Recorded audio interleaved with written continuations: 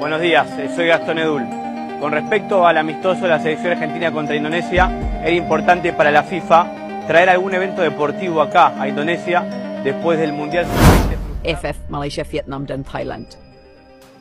Kaget sampai kebingungan, lihat jurnalis Eropa rela bayar mahal demi bisa liput Indonesia vs China di GBK.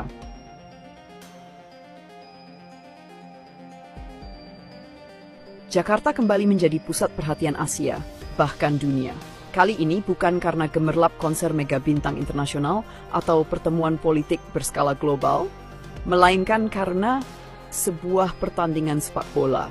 Laga kualifikasi Piala Dunia antara Indonesia versus China yang akan digelar di Stadion Gelora Bung Karno dalam hitungan hari.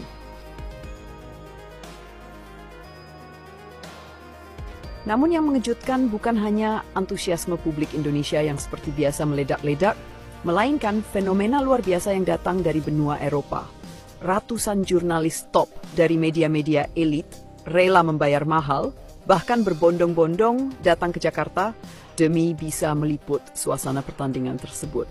Fenomena ini membuat FF and Football Federation serta negara-negara Asia Tenggara seperti Malaysia, Vietnam, dan Thailand terperangah tak percaya. Mereka terdiam, terhenyak, dan bahkan kebingungan total, tak menyangka bahwa pertandingan yang melibatkan Indonesia, yang dulu sering diremehkan dan dipandang sebelah mata, kini menjadi magnet global yang menarik perhatian media dari luar benua.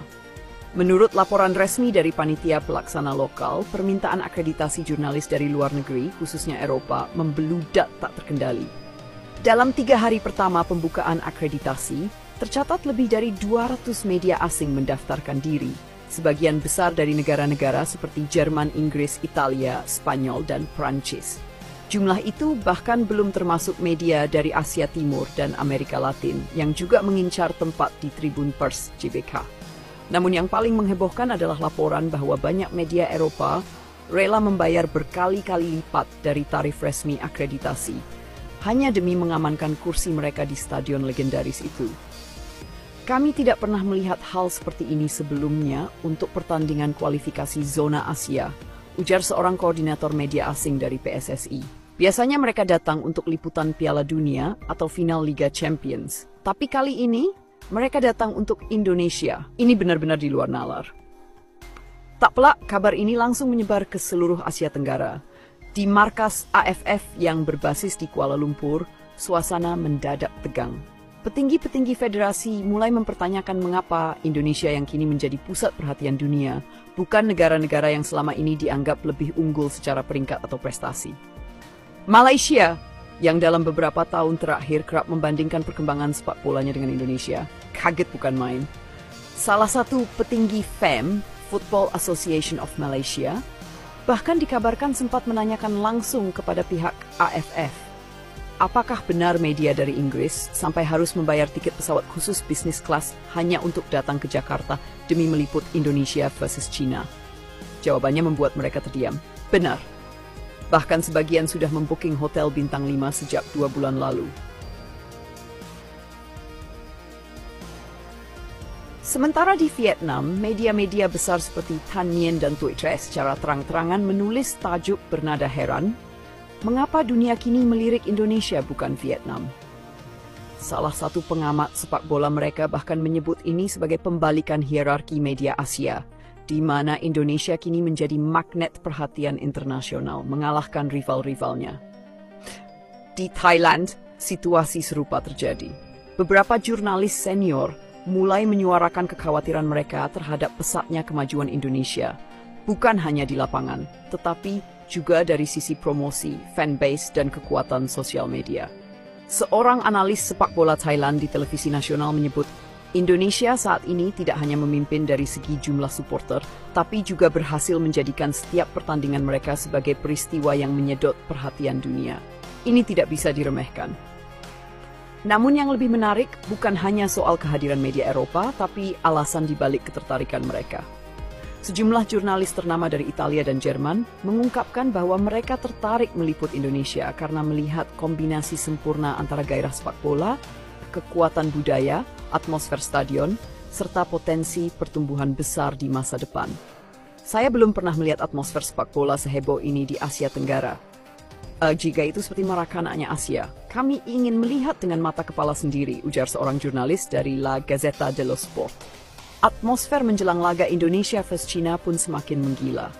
Tiket sudah ludes terjual sejak seminggu sebelum laga. Koreografi supporter sedang disiapkan dengan skala yang belum pernah dilakukan sebelumnya. Ribuan aparat keamanan dan relawan telah disiagakan. Dan yang pasti, ratusan kamera dari seluruh dunia akan mengarah ke satu titik, lapangan hijau GBK tempat Garuda dan Naga dari Timur akan saling beradu kekuatan. Di media sosial, video-video pendek tentang persiapan stadion, latihan timnas Indonesia, hingga wawancara dengan supporter mendadak viral di TikTok dan Instagram, bahkan menembus trending global. Tagar seperti GBK Raw, Garuda vs Dragon, dan Indonesia mendunia berseliweran dengan jutaan penonton. Para YouTuber asing yang sebelumnya hanya fokus pada liga-liga Eropa, kini mulai membahas fenomena Indonesia sebagai sesuatu yang unik dan belum pernah terjadi sebelumnya. PSSI pun tidak menyia-nyiakan momentum ini. Mereka menggelar sejumlah event pendukung seperti fan zone, pameran budaya, hingga talk show dengan legenda sepak bola. Bahkan, beberapa mantan pemain top Eropa dikabarkan akan hadir sebagai tamu kehormatan. GBK benar-benar akan berubah menjadi teater sepak bola dunia, dan Indonesia adalah bintang utamanya. Sementara itu, suara cemas dari tetangga-tenggang di ASEAN semakin nyaring terdengar. Banyak yang mulai mempertanyakan arah kebijakan federasi mereka masing-masing. Apakah kami sudah tertinggal terlalu jauh dari Indonesia? Tanya seorang kolumnis di media Vietnam. Mereka bukan lagi sekadar tim Asia Tenggara. Mereka kini sedang menuju level Asia, bahkan dunia. Laga melawan China belum digelar, tapi satu hal sudah pasti. Indonesia telah menang di satu sisi penting, memenangkan hati dunia. Dan kemenangan itu bukan diperoleh lewat taktik di lapangan, tapi lewat kekuatan fans, kultur, dan semangat luar biasa yang mengalir di setiap detik persiapan. Ketika hari pertandingan tiba, dan sorak-sorai puluhan ribu supporter mengguncang GBK hingga ke langit Jakarta, kamera dari Inggris, Italia, Prancis, Jerman, dan Spanyol akan menyorot bukan hanya pertandingan, tapi semangat baru dari sepak bola Indonesia. Sebuah semangat yang kini sedang menciptakan gelombang kejut di seluruh Asia Tenggara, membuat Malaysia dan Thailand kaget sampai karena mereka baru sadar satu hal.